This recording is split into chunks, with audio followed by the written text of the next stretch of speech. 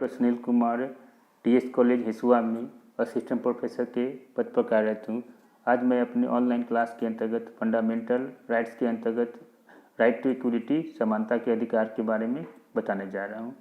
तो भारतीय संविधान के भाग 3 अनुच्छेद 12 से 35 तक के मौलिक अधिकार का वर्णन किया गया है। मैंने पिछले क्लास में मौलिक अधिकार का मीनिंग्स और ओरिजिन के बारे में बता दिया हूँ।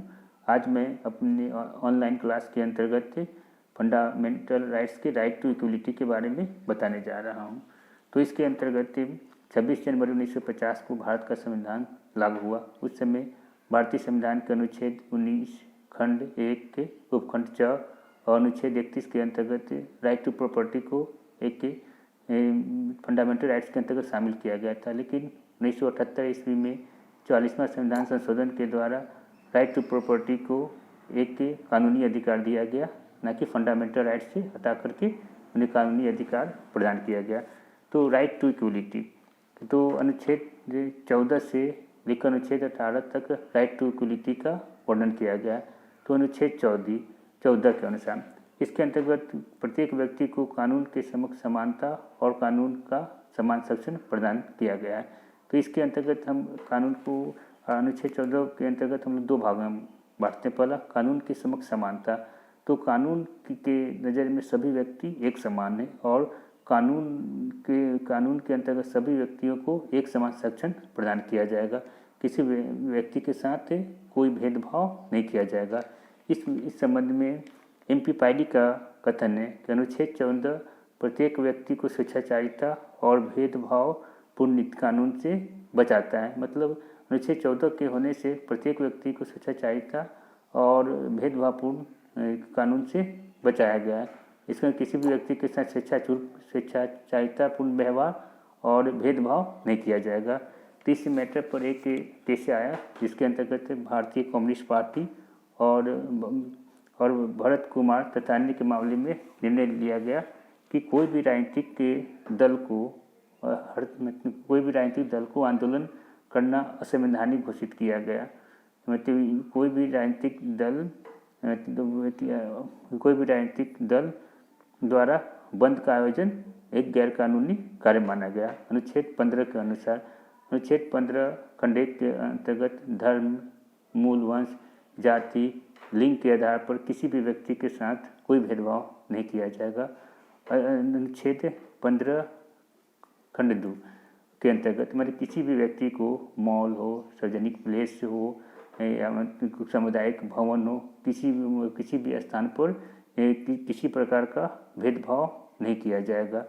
अनुच्छेद 15 खंड 3 के अंतर्गत स्त्री और पुरुष के आधार पर किसी भी व्यक्ति के साथ कोई भेदभाव नहीं किया जाएगा। अनुच्छेद 15 खंड 4 के अंतर्गत अनुच्छेद 15 खंड 4 के अंतर्गत जो सामाजिक और शैक्षिक दृष्टि से पिछड़े हुए लोग हैं उनके लिए मतलब कुछ भी संविधान के द्वारा विशेष प्रकार का प्रावधान किया गया है।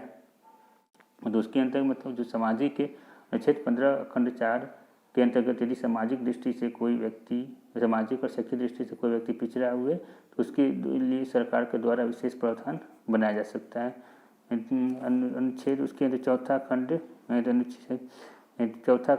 1951 ईस्वी के संविधान के चौथा खंड जो कि 1951 ईस्वी के संविधान संशोधन के द्वारा जुड़ा गया था। राज्य के सामाजिक और शैक्षिक दृष्टि से जो पिछड़े हुए वर्ग हैं उनके हितों की रक्षा के लिए अनुच्छेद 15 खंड 4 के अंतर्गत एक के वाद आया था जिसके अंतर्गत मद्रास राज्य बनाम चंपाकरण द्वैराजन के मामले में निर्णय लिया गया कि राज्य सामाजिक और शैक्षिक रूप से पिछड़े हुए वर्गों के लिए विशेष उपबंध कर सकता है। मतलब अनुच्छेद 15 खंड 4 के अंतर्गत मद्रास राज्य बनाम चंपाकरण द्वैराजन के बाद में निर्णय लिया गया कि राज्य सामाजिक और शैक्षिक दृष्टि से पिछड़े वर्गों के लिए विशेष उपबंध बना सकता है। अनुच्छेद 16 यानी लोक नियोजन के विषय में अवसर की समानता। प्रत्येक व्यक्ति को एम्प्लॉयमेंट रोजगार के लिए एक समान अवसर प्रदान किया जाएगा और अनुच्छेद 16 खंड 1 और खंड 2 के अंतर्गत प्रत्येक व्यक्ति को रोजगार के लिए एक समान अवसर प्रदान किया जाएगा। अनुच्छेद 16 खंड 3 के अनुसार यानी राज्य जो है स्थानीयता का नियम बनाकर अब कुछ ही अपने राज्य के लिए विशेष कानून बना सकता है। स्थानीय लोगों के लिए विशेष सुविधा का प्रोविजन कर सकता है। अनुच्छेद 17 अस्पृश्यता का अंत। अस्पृश्यता एक सामाजिक बुराई है जिसका अंत अति आवश्यक है। अनुच्छेद 35 द्वारा अस्पृश्यता का अंत करने के लिए कानून बनाने का अधिकार प्रदान किया गया।